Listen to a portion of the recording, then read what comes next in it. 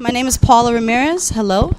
I do. I live in Patterson Projects. Shout out to Patterson Projects, right up the block.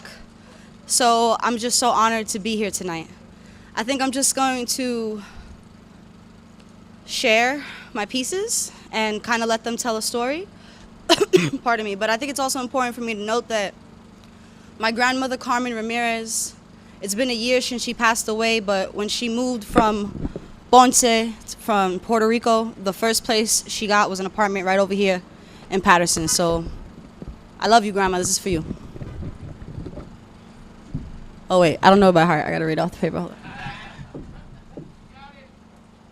Yeah, it's cool.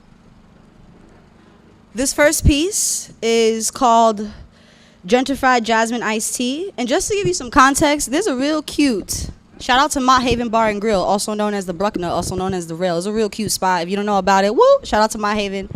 It's over there. Figure it out, Google it, but it's back there. And right next to it is a coffee shop. And if you know about it, I think it's called Unfiltered. I don't even know the name of the freaking place. It don't matter, right? Just know that every time I go there, I feel like I'm in a completely different world, and I'm literally 7 minutes from my house, right? Tell me, what? Say it again? It's owned by Keith Rubenstein. So if you know him, let him know I'm trying to holler at him because I don't get it. It's so weird. Keith, thank you. Keith, this one's for you, bro. This is wild. This one's called Gentrified Jasmine Iced Tea.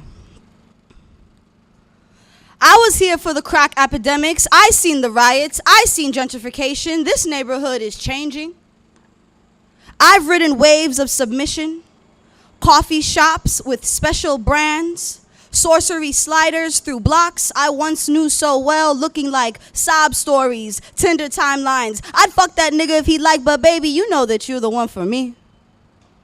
We sit in Alice's alternate reality. Instead of teacups, we grasp Presidente bottlenecks. Dreaming of the day we scream off with their heads, bloods dripping onto gold badges as cop sirens screech to a deafening halt. I woke up on East 143rd to Michaela's kiss. She wishes me well as I tell her goodbye, and I'm reminded of days past on Crotona Avenue, where I'd wave to her sitting outside my apartment in a blue Ford Focus. Even from the 4th floor, I could see her smiling up at me. Thank you.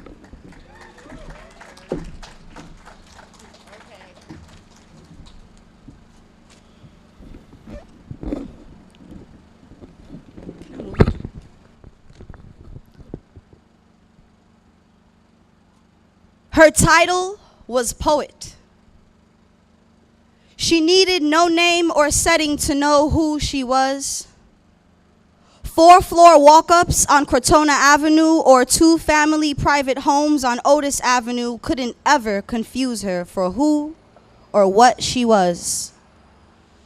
You see, she knew she was poet before girl, before mommy, before daughter. Riding the BX-17 and the BX-55 respectively, writing synonyms about old ladies on buses. Her hands held the poles and she knew that this would last a lifetime. It was in the Bronx where she learned to become sister. The day she learned accountability, she was standing in front of Artuso's in Little Italy while the baby threw tantrums, and she wondered what repercussions mommy would throw her way for leaving him crying in the middle of Chamberlain Avenue. This I cannot do, she thought to herself, as he wailed his arms and screamed echoes of despair to any stranger who would listen. I don't want to go home. I want to stay out here. Good, she thought, and remembered to her days as a poet and wished she can get them back, her old life.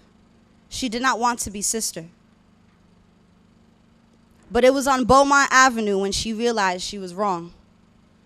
Cops came charging out of buildings with guns and sirens, and the baby ran to her leg and squeezed and asked, "Are we okay?" Sister she became as she picked him up slowly to ease his nerves. "Papi, you are always okay with me. I'm your sister. I got you. Okay?"